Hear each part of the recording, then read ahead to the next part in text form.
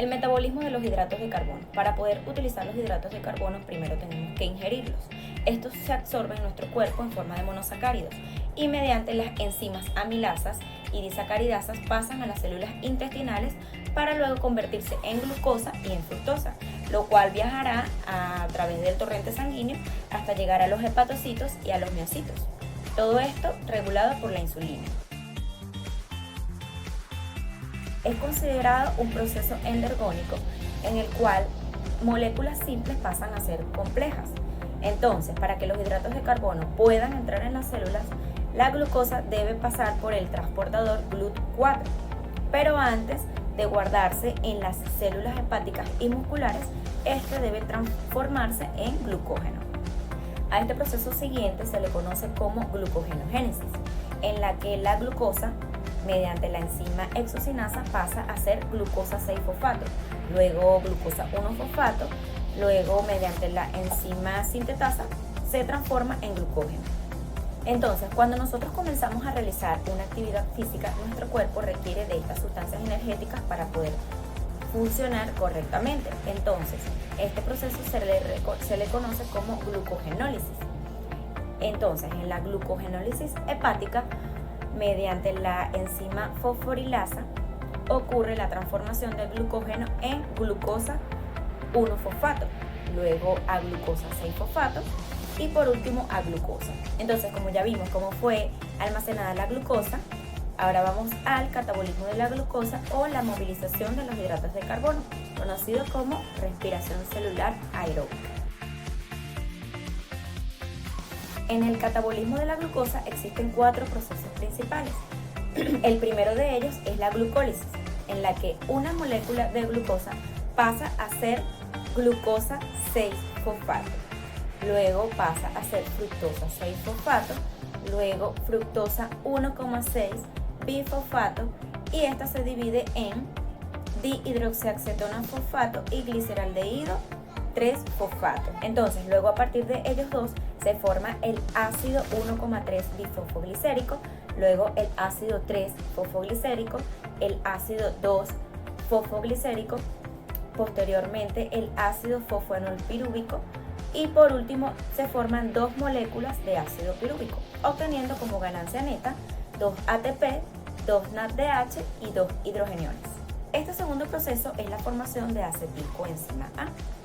Entonces, ya que tenemos 2 moléculas de ácido pirúvico que salieron del proceso anterior, estos entran en la mitocondria y mediante la enzima piruvato deshidrogenasa se convierte en un grupo acetilo, el cual se une a la coenzima A para formar un grupo acetilcoenzima A. Entonces tenemos que por cada ácido pirúvico tenemos la formación de un dióxido de carbono. La ganancia neta serían 2 dióxidos de carbono, 2 hidrogeniones y 2 NADH. El tercer proceso es el ciclo de Krebs. Entonces, la acetilcoenzima A entra al ciclo de Krebs y pierde la coenzima A, es decir, que queda nuevamente como un grupo acetilo.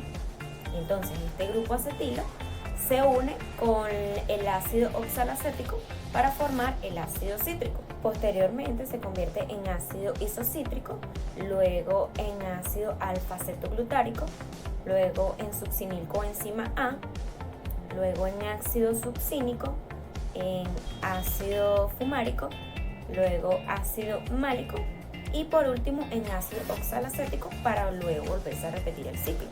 Entonces obtenemos una ganancia neta de 4 dióxidos de carbono, 6 NADH, 6 hidrogeniones, 2 ATP. Y por último el cuarto proceso, que es el de la cadena respiratoria, en los cuales el hidrógeno se combina con las coenzimas NAD y FAD, las cuales llevan los átomos de hidrógeno a la cadena de transporte para luego dividirse en electrones y en protones. Entonces estos se unen con agua para luego formar 32 a 34 ATP. Y en conclusión obtuvimos una ganancia neta en la movilización de los hidratos de carbono de 38 ATP, obteniendo 2 en la glucólisis, 2 en el ciclo de Krebs y 34 en la cadena respiratoria, haciendo un total de 38 ATP. Ok, ahora vamos con el metabolismo de los lípidos. Tenemos que los principales lípidos son los fosfolípidos, el colesterol y los ácidos grasos. Estos ácidos grasos se dividen en triglicéridos y en glicerol. Anabolismo de los lípidos. Sabemos que para obtener una reserva de lípidos debemos ingerir ácidos grasos. Estos tienen como destino el intestino delgado y la linfa y son recubiertos por una capa de proteínas que forman los kilomicrones. También tienen como destino el hígado y sintetizan lipoproteínas. Entonces, luego de esto, los ácidos grasos son distribuidos en el organismo mediante el torrente sanguíneo. Catabolismo de los lípidos. Tenemos que para poder utilizar los triglicéridos con el fin de producir ATP, este debe cambiar su conformación estructural mediante las enzimas lipasas y dividiéndose en glicerol y en ácidos grasos. Entonces tenemos que mediante la vía de los lípidos, es decir, del triglicérido se dividió en glicerol y en ácidos grasos. Tenemos que en la vía del glicerol, este pasa a transformarse en gliceraldehído trifosfato.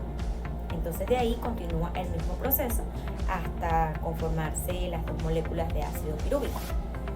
Entonces tenemos que este proceso entra en el metabolismo cuando el ATP es bajo y se le conoce como gluconeogénesis, que es la creación de una nueva glucosa a partir de lípidos. Tenemos el segundo proceso, que es el de los ácidos grasos, en la cual ellos sufren una beta oxidación y pasan a formar 2-acetilcoenzima A. De igual forma, estos entran en el proceso del ciclo de Krebs. Tenemos por último una tercera vía de los lípidos, que es en la que varios ácidos grasos entran al hígado para luego degradarse y formar lo que conocemos como cuerpos cetónicos. Estos cuerpos cetónicos son el ácido acetoacético, el ácido beta-hidroxibutírico y la acetona. Ellos se transforman mediante la cetogénesis para formar la acetilcoenzima A y entonces se vuelve a repetir el ciclo.